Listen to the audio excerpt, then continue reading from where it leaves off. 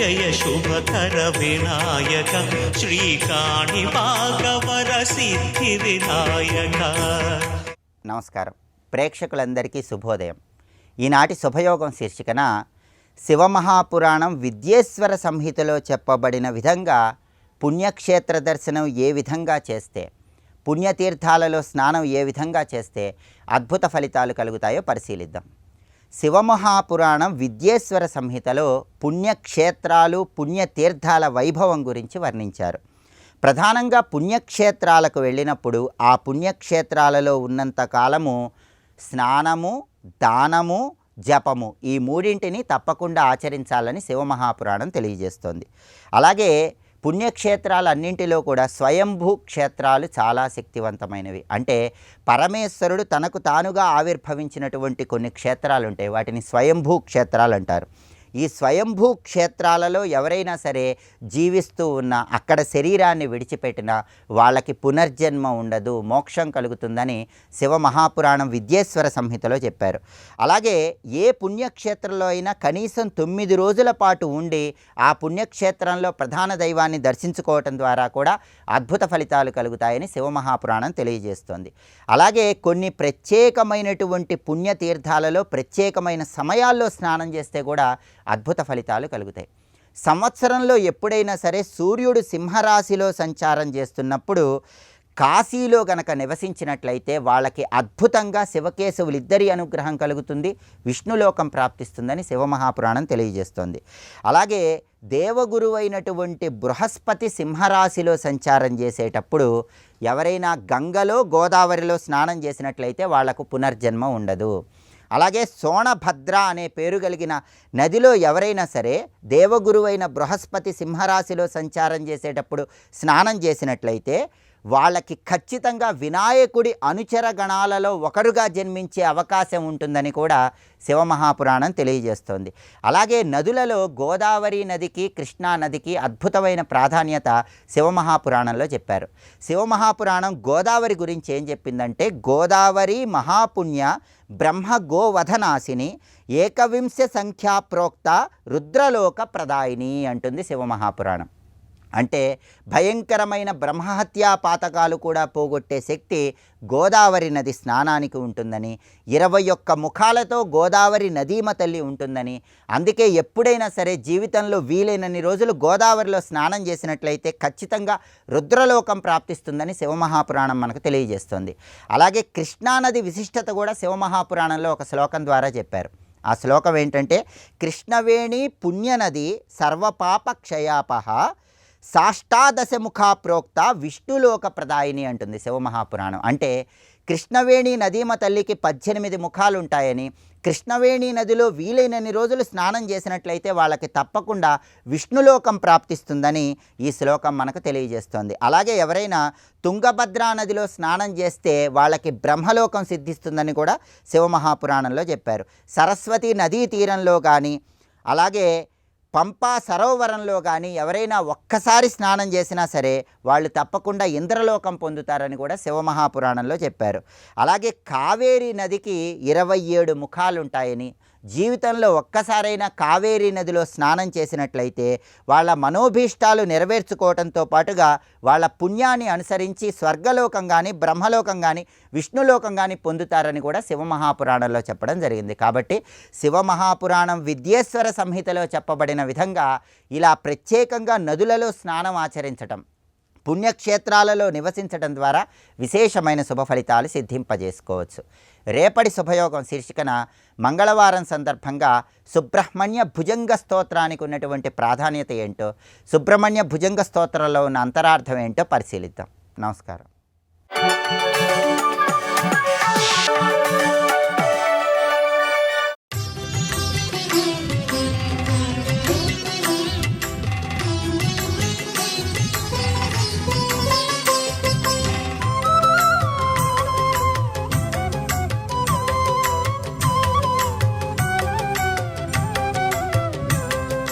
తామ్రసాలం దాటిన తర్వాత సీససాలము అని చెప్పబడుతున్నది. దీనికి 7 యోజన దూరమే. ఈ రెండిటి మధ్యలో విస్తరిల్లినటువంటి వనం పేరు సంతానవాటిక. కల్పవృక్షములో ఇదొక జాతి. సంతానం అనగా సమూహము, ఒకదాన్ని అనుసరించి ఒకటి వచ్చే సమూహానికి సంతానం అని పేరు.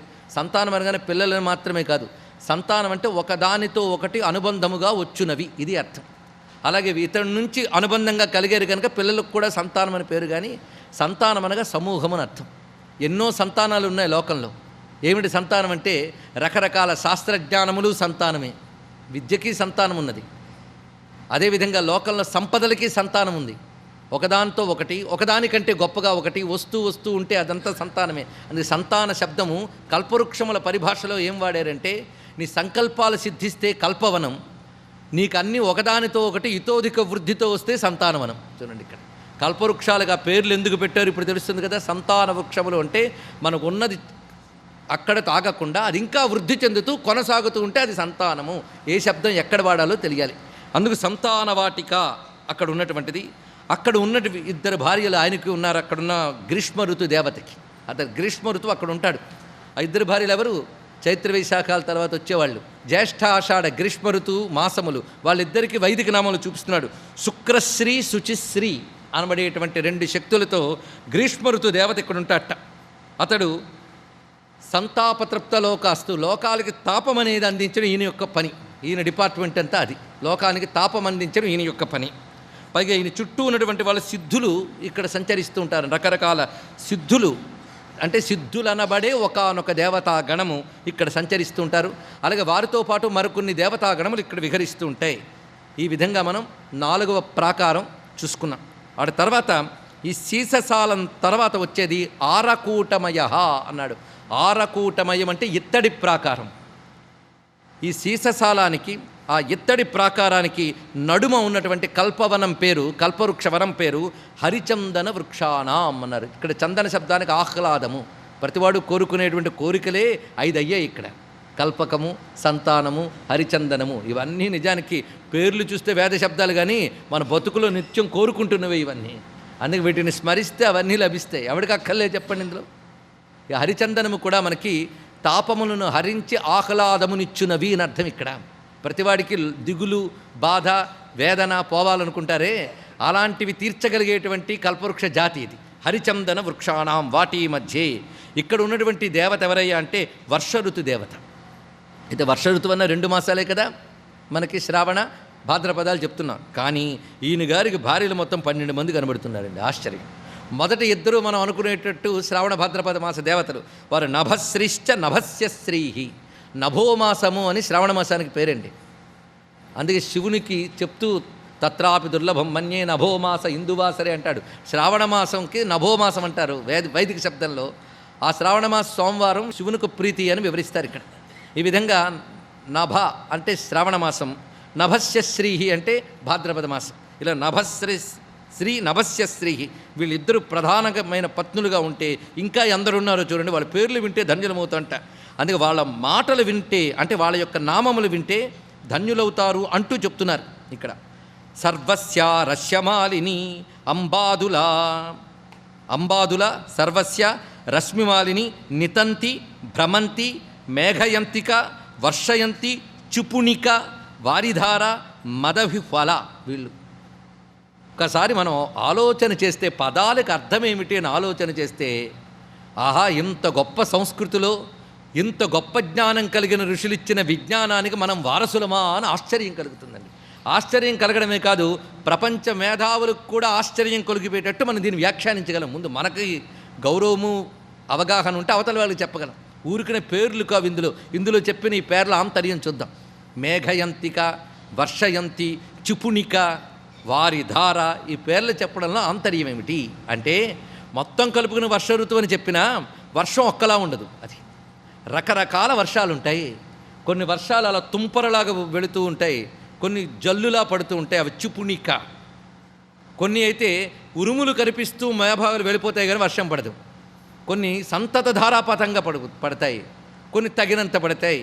కనుక నా 2 మాసముల్లో వర్షముల్లో ఎన్ని అవస్థలు ఉన్నాయో వాటిని 10 భాగములు చేసి 10ంటికి 10 శక్తులను చేసి ఆ 10 ఈ 2 మాస శక్తులు 12 భార్యలు అని చెప్పారండి. ఇది తెలుసుకోవాల్సి. ఇప్పుడు ఆలోచిస్తే అక్కడ చూపిస్తున్న రూపములు, మూర్తులు మనలాగా ఒకానొక శరీరములు కావు, ఒక శక్తికి సంకేతములు, ఒక శక్తికి ప్రతీకలు, ఒక శక్తి యొక్క మూర్తిమంతములు. ఇది ఆశ్చర్యం. దీని గురించి ఆలోచిస్తూ ఉంటే ఒక చిన్న విషయం నాకు గుర్తొస్తుంది.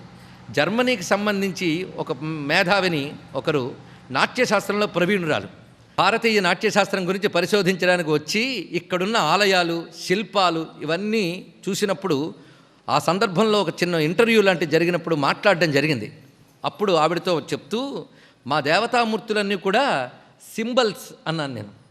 సింబల్స్ ఆఫ్ ఎనర్జీ అంటే ఇంకో గొప్ప మాట చెప్పి కళ్ళు తెరిపించింది ఆవిడ. Not only symbols, they are embodiment of energy అన్నది ఆవిడ. ఇవన్నీ కూడా ఒకానొక శక్తి యొక్క సాకారములు అంది. సంకేతములు కావు, ప్రతీకలు కావు, సాకారములు. అంటే ఇప్పుడు వసంత ఋతువు లక్షణమంతా కలిపితే అతడు పురుషుడు. అందుకే అతడు కూర్చున్న ఆసనం పువ్వులది, పైన ఛత్రం పువ్వులది, పట్టుకున్నట్టు వేసుకున్న వస్త్రములు పువ్వులవి, చేతిలో పట్టుకున్న పూల మకరందం అంటూ ఉంటేనే తదృతు లక్షణమంతా కలిపి రూపం చూపిస్తున్నాడు. ఆ దాన్ని మనం భావన చేయడం మొదలు పెడితే ఆ వసంత ఋతు తత్వం మనలో ప్రవేశిస్తుంది. అయితే బయట ఏ ఋతువులు ఉన్నాయో లోపల ఉన్నాయి, ఇది తెలుసుకోవాలి. మనలో కూడా పంచభూత తత్వముల్లో ఒక్కొక్క దాని యొక్క సమతుల్య స్థితి, ఒక్కొక్క దాని యొక్క ప్రకోపము, వాటి బట్టి ఋతు నిర్ణయం జరుగుతుందట. మనలో అగ్నితత్వ ప్రకోపం అయితే అదే గ్రీష్మ ఋతువు, కానీ బయట ఉన్నవి ఋతువులు కాదు, మనలో ఉన్నవి. ఇవన్నిటి యొక్క సమత్వమే వసంత ఋతువు. ఇలా ఒక్కొక్కటి కూడా మనలో ఉన్న పంచభూత ప్రకృతే, కానీ పంచభూతములకు ఋతువులు. మరి 6 ఋతువులండి పంచభూతాలంటే వేదం 5 ఋతువులే చెప్పిందండి. చిట్ట చివరికి చెప్పిన హేమంత శిశిరముల కలిపి ఒక ఋతువుగా చెప్పింది కనుక మనకి పంచ ఋతువులు పంచభూతములు రెండింటికి సంబంధం ఉన్నది. అందుకు ఆయా ప్రకృతి వికారాలు ఆ ఋతువుల్లో కనబడతాయి మనకి. కనుకనే ఆ విధమైనటువంటి మార్పులు జరుగుతాయి. జలతత్వ ప్రధానమైనది వర్ష ఋతువు, మనకే కనబడుతున్నాయి కొంచెం ఆలోచన చేస్తే. వీటి యొక్క అనుపానాలలో అంటే ప్రపోర్షన్స్లో తేడాలు వచ్చినప్పుడు మిగిలిన ఋతువులు ఏర్పడుతుంటాయి. ఇవి గ్రహించవలసిన పద్ధతులు ఇవన్నీ కూడా. అందుకు ఋతుచక్రము అనేది పంచభూత వికారములతో కూడిన జగత్తు యందు అమ్మ ప్రవర్తింపజేస్తున్నది కనుక వాటి యొక్క హెడ్ ఆఫీసులన్నీ మణిద్వీపంలో పెట్టుకుందనమాట. ఇది దీని యొక్క అర్థం. సమస్త భువనాల్లో ఉన్న ఋతువులన్నిటిని నిగ్రహించే స్వరూపం అక్కడుంది. సర్వం శ్రీ జగన్మాతృ చరణారవిందార్పణమస్తు. స్వస్తి.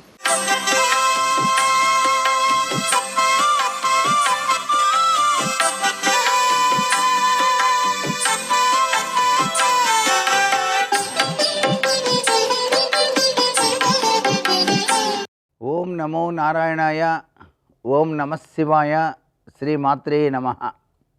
మాఘ సోమవారం పవిత్రవంతమైనటువంటి స్నానాదులు ఆచరించిన పిదప పరమేశ్వరునికి ప్రీతికరమైనటువంటి పాదరసలింగం అభిషేకంలో గనక ఉంచి గనక ఎవరైతే ఈ మాఘ సోమవారం నాడు పాదరసలింగానికి అభిషేకం చేస్తారో వారికి తరగని సంపదల్ని ప్రసాదిస్తాడు పరమేశ్వరుడు.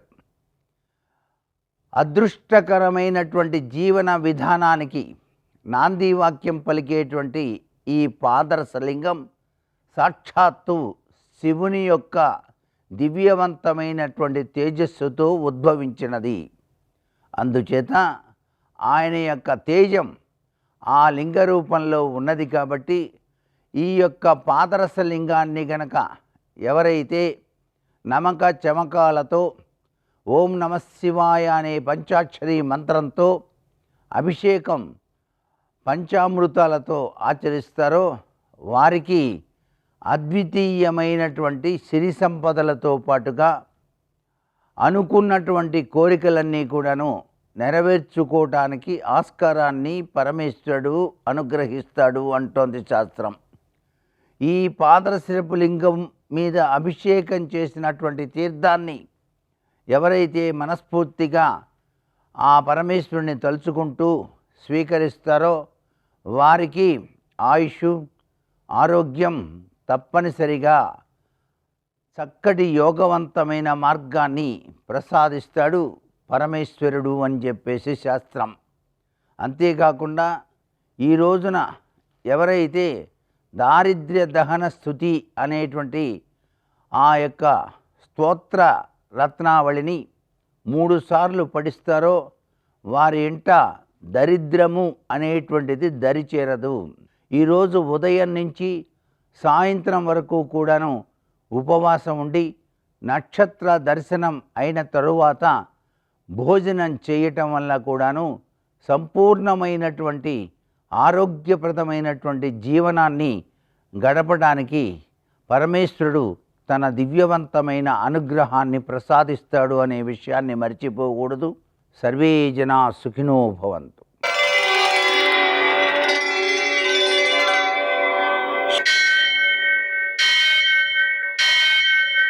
సహస్రశీరుషం దేవం విశ్వాక్షం విశ్వశంభువం విశ్వం నారాయణం దేవమక్షరం పరమం పదం విశ్వతః పరమాం నిత్యం విశ్వం నారాయణగుం హరిం విశ్వమేవేదం పురుషస్తద్విశ్వముపజీవతి పతిం విశ్వస్యాత్మేశ్వరం శాశ్వతం శివమచ్యుతం నారాయణం మహాజ్ఞేయం విశ్వాత్మానం పరాయణం. సూర్యశౌర్యమథేందురింద్ర పదవీ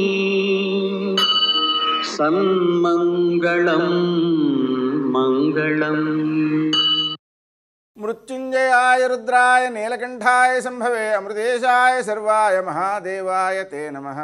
నేటి కాలమాన విశేషాలను గమనిద్దాం. స్వస్తి శ్రీ చాంద్రమాన విశ్వావసనామ సంవత్సరం ఉత్తరాయణం శశిర ఋతువు మాఘమాసం కృష్ణపక్షం సోమవారం.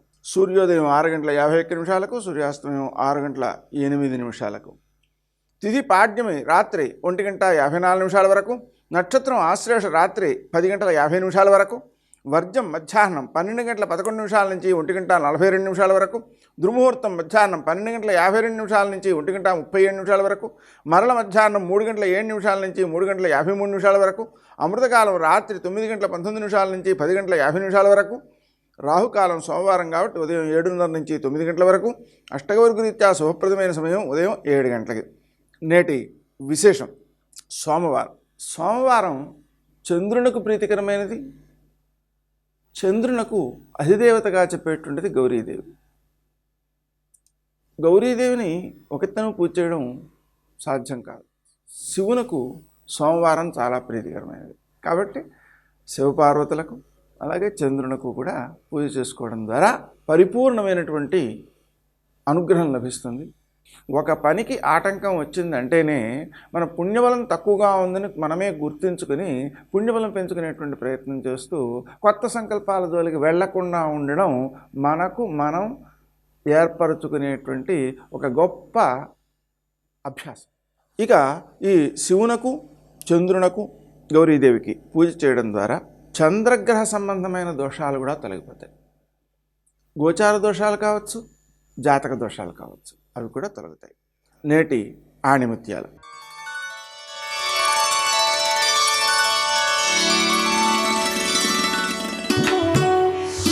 సామరస్యమే సనాతనం, సమన్వయమే భారతీయం.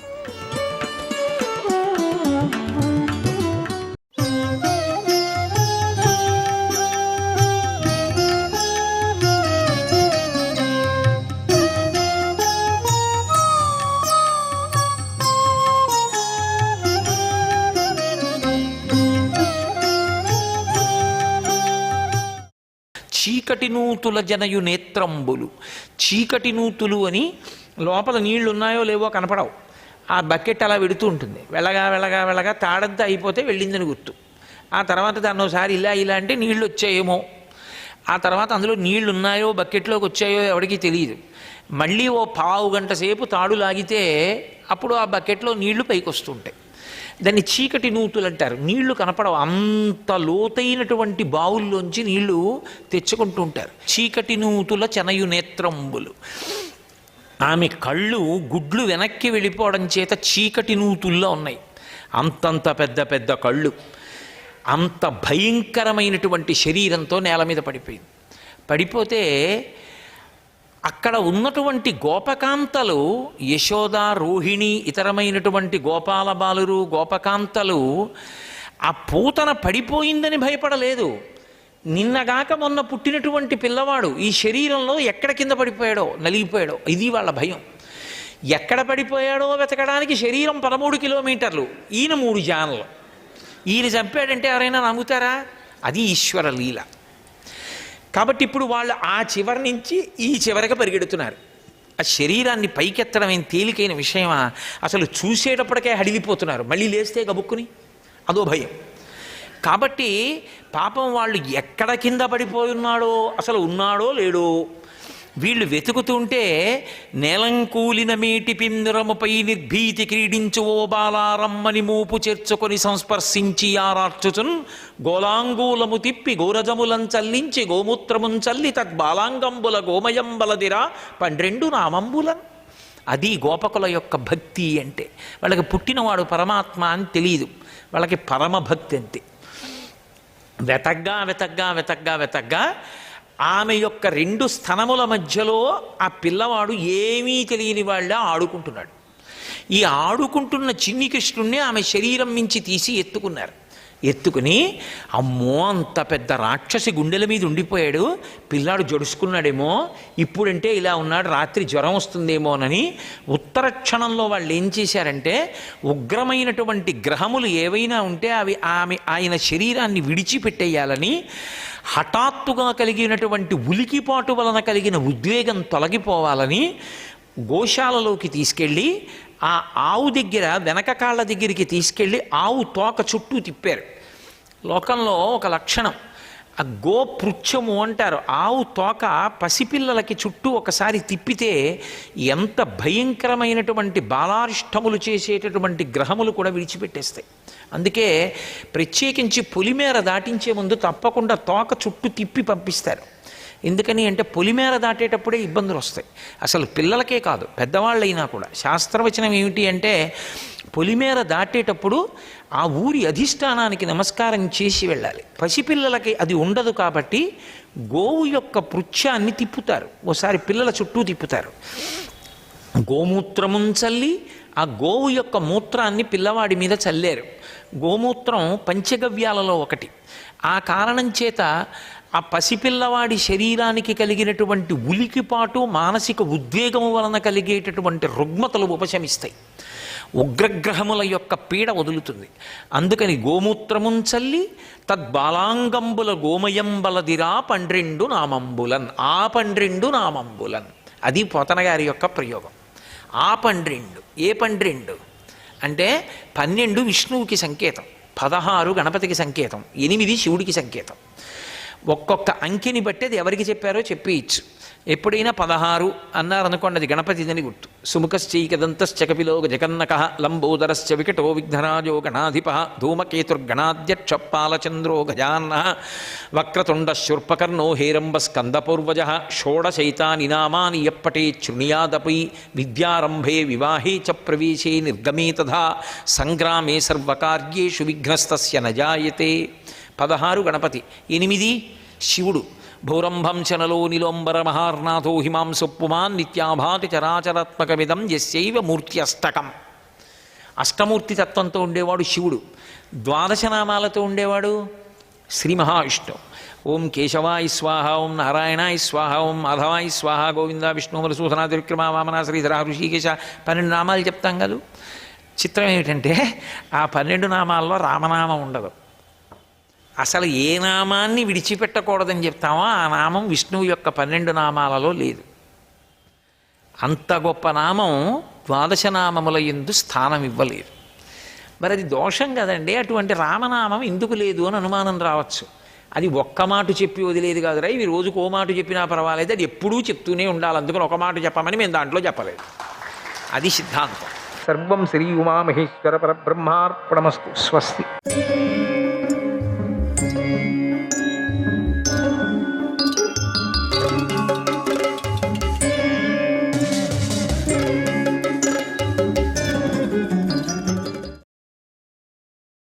కాలం గడిచిపోతుంది. అశ్వత్థామ పెరుగుతున్నాడు. ఒకనాడు మా పక్క ఆశ్రమంలోని ఋషులు పిల్లలు ఆవులను ఆవుల దగ్గర ఆవు పాలను తాగుతున్నారు. ఎందుకంటే వారికి గోవులు అధికంగా ఉన్నాయి. అందుచేత వారు ధనవంతులు. ఆవులను ఆ ఆవు పాలను త్రాగుతున్నటువంటి ఆ పిల్లలను చూసి మా అశ్వత్థామ ఏడవసాగాడు. అప్పుడు నాకు దిక్కు తోచలేదు. నేను గోసంపద కలవాడిని కాదు, ఒక గోవు కూడా నా దగ్గర లేదు, ధనవంతుడిని కూడా కాదు. అందుచేత నాకెందుకో బాధ కలిగింది. తక్కువ గోవులు ఉన్న వారి వద్ద గోవును యాచిస్తే ఆ దాత యొక్క స్వధర్మానికి విఘాతం కలుగుతుంది. అందుకని నేను అధిక గో సంపద ఎవరి వద్ద అయినా ఉందా అని వెతికాను. వారి వద్ద నుండే పవిత్రంగా ధర్మబద్ధంగా ఒక్క గోదానాన్ని స్వీకరించాలని దేశమంతా తిరిగాను. అయినా ప్రయోజనం కలగలేదు. ఒక్క గోవును కూడా పొందలేకపోయాను. అన్ని చోట్ల తిరిగాను. నేను వచ్చేసరికి బాలులందరూ అశ్వత్థామ చుట్టూ చేరి ఇవిగో పాలు అని పిండి కలిపిన నీళ్లను ఇచ్చి ఆట ఆడించారు, ఊరించారు. బాలుడైన అశ్వత్థామ ఆ పిండి నీళ్లనే పాలు అనుకొని తాగి నేను కూడా పాలు త్రాగాను అని ఆనందంతో గంతులు వేశాడు. అలా బాలకుల మధ్యలో నవ్వుల పాలవుతున్నటువంటి అశ్వత్థామను చూసి నా మనస్సు చెలించిపోయింది. వాళ్ళంతా కావలసిగా చేశారు. బియ్యం పిండిని వేసేసుకొని పాలు అని ఇచ్చారు. అంటే వాళ్ళ దగ్గర మా ఇంట్లో ఆవులు ఉన్నాయి ఎక్కిరించారు. నీకు ఇది పాలు ఇస్తున్నామని ఇట్లా ఇచ్చారు. అది తాగి వాడు అది పాలే అనుకున్నాడు పాపం అశ్వత్థామ. పాలు రుచి ఎప్పుడు చూడలేదు కదా. మొట్టమొదటి రోజు చూశాడు నీళ్లలో కలిపి పిండి, బియ్యం పిండిని, అదే పాలు అనుకున్నాడు. డబ్బు సంపాదించని వాడికి ఇలాగే అవమానం జరుగుతుంది. ఈ బాలుడు ఈయన కొడుకే పిండి నీళ్లు త్రాగి పాలు తాగానని గంతులు వేస్తున్నాడు అని నలుగురు అంటుంటే నా మనస్సు క్షోభించింది. బియ్యం పిండి కలిపిన నీళ్లను తాగాడు, పాలు తాగాడు, అందరూ హాస్యం చేస్తుంటే నేను పట్టలేకపోయా అవమానాన్ని. నన్ను నేనే నిందించుకొని ఇలా ఆలోచించాను. దరిద్రుడునని బ్రాహ్మణులందరూ నన్ను వదిలేశారు. ఒక్కరు కూడా పిలిచారు దరిద్రుడు అని. చిన్నచూపు చూస్తున్నారు. అయినా సరే ధనం కోసం నేను ఎవరి కాళ్ళు పట్టుకోను. ఒకరిని సేవించి పాపకార్యాన్ని చేయలేను, నా చేత కాదు. ఒకరి దగ్గర డబ్బు అడిగే ప్రసక్తి లేదు, అంతకన్నా పాపం. ఇలా బ్రతకడం నాకు ఇష్టం లేదు అనుకొని ద్రుపద మహారాజు వద్దకు వెళ్ళాను. నా స్నేహితుడే కదా, అతడి దగ్గర ఏమొద్దు, ఒక ఆవు ఉంటే చాలు తీసుకుందామని నేను వెళ్ళా. అతడు నా ప్రాణ స్నేహితుడు. అతడు చూపినటువంటి స్నేహానురాగాలను దృష్టిలో ఉంచుకున్నాను. శపథం కూడా చేశాడు. ఆ శపథాన్ని నిలబెట్టుకుంటాడు అనే దృష్టితో వెళ్ళాను. అతడి వద్దకు వెళ్ళా. ఆ సమయంలో అతడు రాజు అయి ఉన్నాడని విని నేను ఎంతో ఆనందించాను. నాకు అదే కదా కావాలి, నా పని బాగా నెరవేరుతుందని పొంగిపోయాను. అతడితో గల స్నేహాన్ని, అతడు ఇచ్చిన మాటను తలుచుకుంటూ సంతోషిస్తూ అతడి వద్దకు వెళ్ళి ఇలా అన్నాను. ఓ రాజా, నేను నీ స్నేహితుడిని గుర్తున్నానా అని ఎంతో ప్రేమతో పలకరించాను. అప్పుడు ద్రుపదుడు నన్ను మనిషిగా కూడా లెక్క చేయలేదు. అట్లీస్ట్ మనిషిగా ఒక బ్రాహ్మడు అనుకున్నా పర్వాలేదు, అది కూడా అనుకోలేదు. పకపక నవ్వుతూ, ఓ విప్రుడా, నీ బుద్ధి సక్రమంగా లేదు, తేడా ఉంది. మాటి మాటికి నేను నీ స్నేహితుడని అంటున్నావు, అందరి ముందు నాకు అవమానం చేస్తున్నావు. నువ్వెక్కడా స్నేహితుడు నాకు? ఇంకెక్కడి స్నేహం? కాలం గడిచిన కొద్దీ స్నేహం కూడా నశించిపోతుంది, తెలుసుకో. గతంలో మనం సమానమైన స్థాయిలో ఉన్నాం, ఇప్పుడు అలా కాదు కదా. నా స్థాయి వేరు, నీ స్థాయి వేరు, తేడా ఉంది. ఇప్పుడు నేను మహారాజు, నువ్వు ఇంకా బికారిలో ఉన్నావు. అప్పుడు ఒకే స్థాయి కాబట్టి మన ఇద్దరిది స్నేహం చేశాను, తప్పేముంది దాంట్లో? ఇప్పుడు నేను చేయలేను, ఎందుకంటే నా స్తోమత వేరే, నీ స్తోమత వేరే. అసలు ఆచారాలు పాటించేవాడికి, ఆచారాలు పాటించిన వాడికి స్నేహం కుదురుతుందా? కుదరదు కదా. అసలు స్నేహం అనేది ఒకే స్థాయిలో ఏర్పడుతుంది, సమానత్వంతో ఏర్పడుతుంది, ఇది జ్ఞాపకం పెట్టుకో. అంతేగాని అట్లా ఊరికి ఎవరు పడితే వాళ్ళ స్నేహం చేసేది లేదు. కనుక ఒక మాట చెప్తున్నాను విను. లోకంలో ఎప్పుడూ ఎవరికి కూడా శాశ్వతమైన స్నేహము ఉండదు, తెలుసుకో. విడిపోతూనే ఉంటారు, ఇందులో ఏమాత్రము అనుమానం లేదు, సందేహించకు. కాలం మిత్రులను విడదీస్తుంది, క్రోధం స్నేహాన్ని నాశనం చేస్తుంది. కనుక నశించిపోయే ఈ స్నేహం మీద నమ్మకం పెట్టుకోకు. గతంలో నీతో స్నేహం చేశాను అంటే అది నా ప్రయోజనం సాధించుకోవటం కోసమే చేశాను. ఒక్కసారి ఆలోచించు. బలవంతుడు బలహీనుడు మిత్రులు అవుతారా? ఎప్పటికీ అవరు కదా. పండితుడు పామరుడు అవుతారా? శూరుడు పిరికివాడు అవుతారా? మిత్రులు అవుతారా? అవరు కదా. అలాగే మనం ఇప్పుడు మిత్రులు కాం. నేను రాజును, నువ్వు ఒక సామాన్య బ్రాహ్మడు. మన స్నేహం ఎప్పటిదో అది నశించిపోయింది, ఎప్పుడో పోయింది, ఇప్పుడు లేదు. ఆనాడు నీకేదో మాట ఇచ్చి ఉంటాను, ఏదో పిల్లాట నాకే, అప్పుడు నాకు అంతగా తెలీదు, అది కూడా నాకు ఇప్పుడు గుర్తులేదు. కాలం గడిచిపోతుంది కదా, అలాగే దాన్ని కూడా మర్చిపోవాలి. నువ్వు బ్రాహ్మణుడివి కనుక భోజనం నీకు ఇష్టమైంది కనుక ఈ ఒక్క రాత్రి ఉండి ఇక్కడ పోని, నీకు మంచి భోజనాన్ని పెట్టిస్తాను. ఇంకెక్కడా చెప్పుకోవద్దు, ఈ రాజు నా స్నేహితుడు అని చెప్పుకోవద్దు, పర్వాలేదు అని చెప్తూ అన్నం పెట్టండి, నువ్వు తిని వెళ్ళిపో, మళ్ళీ నా దగ్గర నన్ను చూడాలని కూడా రావద్దు నువ్వు అన్నాడు. నేను అవమానాన్ని తట్టుకోలేకపోయాను, భరించలేకపోయాను. ద్రుపదుడికి తగిన ప్రతీకారం చేసే తీరాలని నిశ్చయించుకున్నాను. భార్యను బిడ్డను తీసుకొని తిరిగి వస్తూ ఒక ప్రతిజ్ఞ చేశాను, తిరిగి వస్తూ అదే సమయంలో. దానిని నేను త్వరలోనే తీర్చుకుంటాను. ద్రుపదుడు అలా అవమానించగానే నేనెంతో బాధపడ్డాను. నా మనస్సుకు గాయమైపోయింది. ఎన్ని మాటలు చెప్తూనే ఉన్నా. భీష్మ, మంచి గుణాలు గల నా శిష్యుల ద్వారా నా కోరికను తీర్చుకోవాలని అనుకుంటున్నాను. అందుకోసమే ఆ పాంచాల దేశం నుండి ఈ హస్తినాపురానికి వచ్చాను.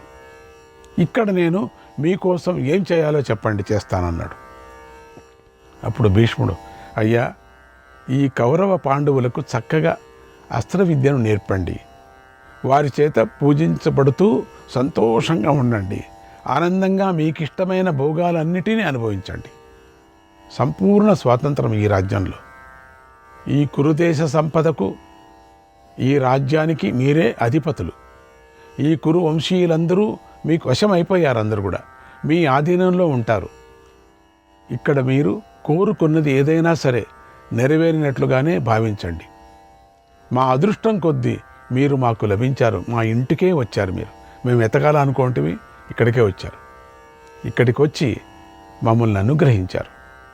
ఇది మా అదృష్టం, ఇది మా సౌభాగ్యం అన్నాడు భీష్ముడు. శ్రీకృష్ణాయ పరమాత్మనే నమః. భీష్ముడు ఆ ద్రోణాచార్యుడిని సత్కరించాడు. ద్రోణుడు కౌరవుల ఆశ్రమంలో సుఖంగా జీవించాడు. తర్వాత భీష్ముడు తన మనవళ్లను ద్రోణుడికి శిష్యులుగా అర్పించాడు. వారితో పాటుగా అధిక ధనధాన్య రాశులను కూడా సమర్పించాడు. నివసించటానికై చక్కని మంచి ఇంటిని కూడా ఇచ్చాడు, భవనాన్ని.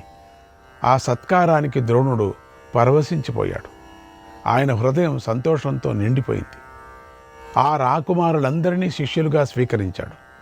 ఒకనాడు తన చుట్టూ కూర్చున్నటువంటి శిష్యులతో ఇలా అన్నాడు, ఓ రాకుమారులారా, నా మనస్సులో ఎప్పటి నుంచో ఒక కోరిక ఉంది, దాన్ని మీరే తీర్చాలి. అస్త్రవిద్య పూర్తి అయిన తరువాత మీరు ఆ కోరికను తీర్చాలి. నా ఈ మనస్సులోని కోరికను తీర్చే విషయంలో మీ అభిప్రాయాలను చెప్పండి, మీరేమనుకుంటున్నారో చెప్పండి అని అడిగాడు. ఆ మాటలు విని కౌరవులు మౌనం వహించారు, వాళ్ళు మాట్లాడలేదు. పాండవులలో అర్జునుడొక్కడే పైకి లేచాడు. గురుదేవా, నేను గురుకార్యాన్ని తప్పకుండా నెరవేరుస్తాను అని ప్రతిజ్ఞ చేశాడు. ఆ మాటలు విని ద్రోణుడి హృదయం ఆనందంతో నిండిపోయిందట. అదే కదా కావలసింది ఆయనకి. అర్జునుడిని గాఢంగా కౌగలించుకున్నాడు ఒక్కసారి. అతడి శిరస్సు మీద ముద్దు పెట్టాడు. ఆనంద బాష్పాలను రాల్చాడు. ఆ రోజు నుంచి కౌరవులకు ఇటు పాండవులకు దివ్యాస్త్రాలను నేర్పాడు. ఆ సమయంలో ఇతర రాజకుమారులు కూడా, వృష్టి వంశీయులు, అందక వంశీయులు, వివిధ దేశాల రాజకుమారులు, సూతపుత్రుడైన కర్ణుడు విద్య నేర్చుకోవటానికే ద్రోణుడి వద్దకు వచ్చారు. ద్రోణుడు అందరికీ విద్య నేర్పసాగాడు. విద్య నేర్చుకునే సమయంలో కర్ణుడు మాత్రం ఎప్పుడూ అర్జునుడితో ఘర్షణ పడుతూ ఉండేవాడు. ఎందుకు ఈ కర్ణుడు ఇట్లా పెడుతున్నాడని ఎవరికి తెలీదు. ఓర్పు లేక మిక్కిలి కోపంతో దుర్యోధనుడి అండ చూసుకొని పాండవులను అవమానిస్తూ ఉండేవాడు, అవహేళన చేస్తూ ఉండేవాడు. కౌరవులు అండ ఎక్కువ ఉండేది ఈ కర్ణుడికి. అర్జునుడు ఏడిపిస్తుండేవాడు. అర్జునుడు మాత్రం ఆయన సాహసవంతుడు కదా, సహనాన్ని మాత్రం పాటిస్తూ ఎప్పుడూ ధనుర్వేదాన్ని నేర్చుకోవటంలోనే ఆసక్తి కలిగి ఉండేవాడు. విద్యలో జిజ్ఞాస, అభ్యాసము, బలము, ప్రయత్నము ముఖ్యమైనవి కదా. అర్జునుడు శిష్యులందరిలోనూ కూడా శ్రేష్ఠుడిగా నిలిచాడు. ద్రోణాచార్యుడితో సమానుడయ్యాడు. ఉపదేశాన్ని గ్రహించటంలో అర్జునుడు గొప్ప ప్రతిభాశాలి అయ్యాడు.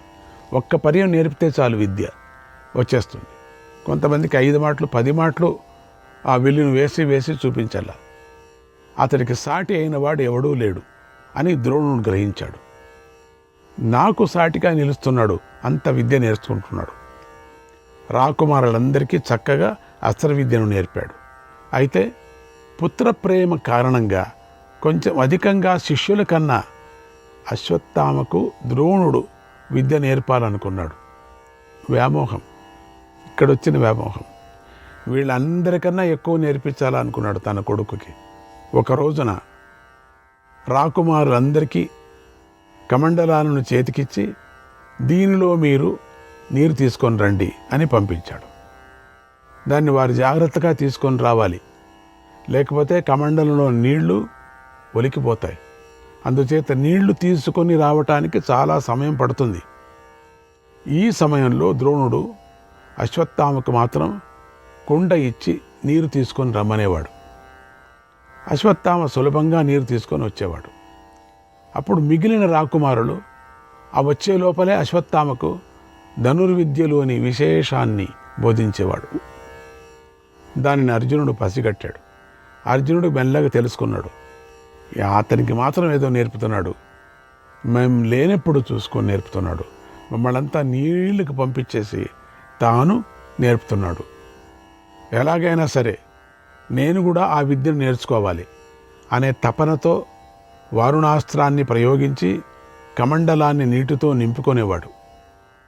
అశ్వత్థామతో కలిసి ద్రోణుడి వద్దకు వచ్చేవాడు. ద్రోణుడు ఇద్దరికీ విశేషాలను బోధించేవాడు. ఆ విధంగా అర్జునుడు విలువిద్యలో అశ్వత్థామతో సమానంగా ఉన్నాడు. విద్య నేర్చుకోవటంలో ఎంత ఆసక్తి ఉన్న అర్జునుడు ఏమాత్రము గర్వించేవాడు కాదు.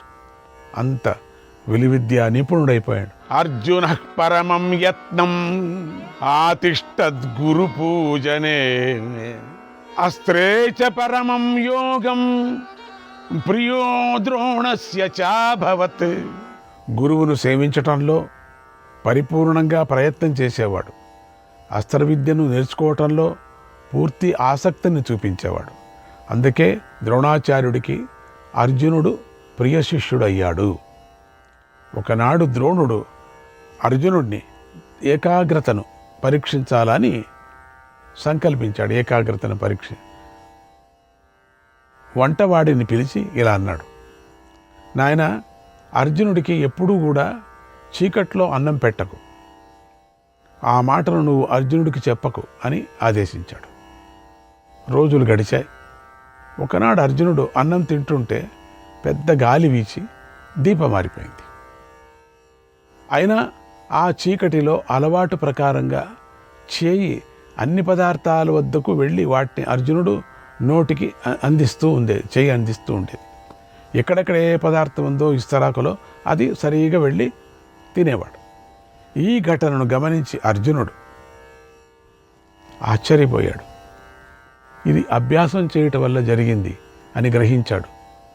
వెంటనే విలువిద్యను చీకటిలో కూడా అభ్యాసం చేయవచ్చు అనే ఉపాయం అర్జునుడికి తట్టింది. చూడండి ఎంత పెద్ద పెద్ద ఉపాయాలు ఇవన్నీ కూడా. ఇక ఆ రోజు నుంచి అర్జునుడు చీకటిలో కూడా సాధన ప్రారంభించాడు. ఒకనాడు రాత్రిపూట ద్రోణుడికి అర్జునుడు అల్లెతాడు యొక్క ధ్వని వినిపించింది. వెంటనే నిద్ర నుంచి పైకి లేచాడు. అర్జునుడి వద్దకు వచ్చి కౌగిలించుకొని ఇలా అన్నాడు, నాయనా అర్జున, ఈ విశాలమైన ప్రపంచంలో విలువిద్యలో సమానమైన లేకుండా చేస్తాను. ఇది సత్యం. నీతో సమానమైన ఇంకెవరు లేరు, అట్లా లేకోకుండా చేసేస్తాను, నువ్వు ఒక్కడవే అని ప్రతిజ్ఞ చేశాడు. ఆ ప్రతిజ్ఞ ప్రకారంగా ద్రోణుడు అర్జునుడికి ఏనుగులు, గుర్రాలు, రథాలపై కూర్చొని నేలపై నిలబడి యుద్ధం ఎలా చేయాలో నేర్పించాడు. కౌరవులకు గదాయుద్ధం, ఖడ్గయుద్ధం ఎలా చేయాలో నేర్పాడు. తోమరాలు, ప్రాసలు, శక్తులు ప్రయోగించటాన్ని నేర్పాడు. అక్కడే అనేక మందితో యుద్ధం చేయటాన్ని నేర్పాడు. ఇలా ద్రోణుడు విద్యలో సూక్ష్మాలను నేర్పడాన్ని విని వేల కొద్ది రాజులు, కుమారులు ద్రోణుని వద్దకు రాసాగారు ఆయన దగ్గర నేర్చుకోవటానికి. అలా వస్తున్న వారిలో హిరణ్యధన్నుడనేటువంటి నిషాదరాజు కొడుకైన ఏకలవ్యుడు కూడా ఉన్నాడు. ఏకలవ్యుడు ద్రోణుడును అతన్ని శిష్యుడిగా స్వీకరించలేదు. ఆనాటి విద్యా విధాన ప్రకారం ద్రోణుడు ధర్మాన్ని పాటించాడు. హింస చేస్తాడు కాబట్టి వద్దు అని. ఏకలవ్యుడు ఆయన పాదాలకు నమస్కరించి తిరిగి వెళ్ళిపోయాడు. అప్పుడు ఆయన దృష్టి అంతా కౌరవుల మీదే ఉంది. వారి యొక్క నైపుణ్యం కలవారిగా చేశాడు. ఏకలవ్యుడు అడవిలోకి వెళ్ళి మట్టితో ద్రోణుడి ప్రతిమను చేసుకొని గురువుగా పూజించాడు. అక్కడ గురువు ఒప్పుకోలేదు కదా, బోయవాడు అని చెప్పేసి. రాజే వాడు కూడా, కానీ బోయవాడు. అందుకని అతకు నేర్పితే ప్రాణిహింస ఎక్కువ చేస్తాడు. అక్కడ ఏకలవ్య భక్తి అంటే ఇదే. గురువు వద్దన్నప్పటికి కూడా గురువు పటాన్ని పెట్టుకొని, గురువు ప్రతిమని పెట్టుకొని తాను విద్య నేర్చుకోవటం వచ్చేస్తుంది. ద్రోణుడి యొక్క ప్రతిమను చేసి గురువుగా పూజించాడు. విలువిద్యను నేర్చుకున్నాడు, తానే సొంతంగా నేర్చుకున్నాడు. అత్యంత శ్రద్ధతోనూ తీవ్రమైనటువంటి అభ్యాసంతోనూ బాణాలనంతా విడిచాడు, తిరిగి స్వీకరించాడు. అంటే బాణాలను ప్రయోగించడంలో అరితేరాడు, తిరిగి ఉపసంహరించడంలోనూ కూడా అరితేరాడు. బాణాలను సంధించడంలోనూ గొప్ప నైపుణ్యాన్ని సంపాదించాడు. ఇది ఇలా ఉండగా ఒక్కనాడు కౌరవ పాండవులందరూ కూడా కలుసుకొని ద్రోణుడి అనుమతిని తీసుకొని రథాలు ఎక్కి వేటకు వెళ్ళారు. ఒక వ్యక్తి వేటకు కావలసిన వస్తువులన్నీ తీసుకొని ఒక కుక్కను వెంటబెట్టుకొని పాండవుల వెనుక కూడా వెళ్ళాడు. అందరూ తమ పనులు నెరవేరాలని అటు ఇటు తిరగసాగారు. విజయం సాధించాలనేటువంటి ఉత్సాహంతో ఉన్నారు అందరూ కూడా. ఆ సమయంలో వారి వెంట ఉన్న తెలివి తక్కువ గల కుక్క అటు ఇటు తిరుగుతూ ఏకలవ్యుడి దగ్గరకు వెళ్ళిపోయింది. ఆ ఏకలవ్యుడు నల్లగా ఉన్నాడు. అతడి శరీరం మురికిగా దుమ్ము కొట్టుకొనుంది. అతడి యొక్క జటలు, జింకతోలు ధరించి ఉన్నాడు. ఆ వికృత రూపాన్ని చూసి కుక్క మొరుగుతూ అక్కడే ఉంది. కుక్క మెరుగుతూ ఉండటాన్ని ఏకలవ్యుడు భరించలేకపోయాడు. తన అస్త్ర నైపుణ్యాన్ని ప్రదర్శిస్తూ ఒకేసారి 7 బాణాలను దాని నోట్లోకి వదిలాడు. శ్రీకృష్ణాయ పరమాత్మనే నమః.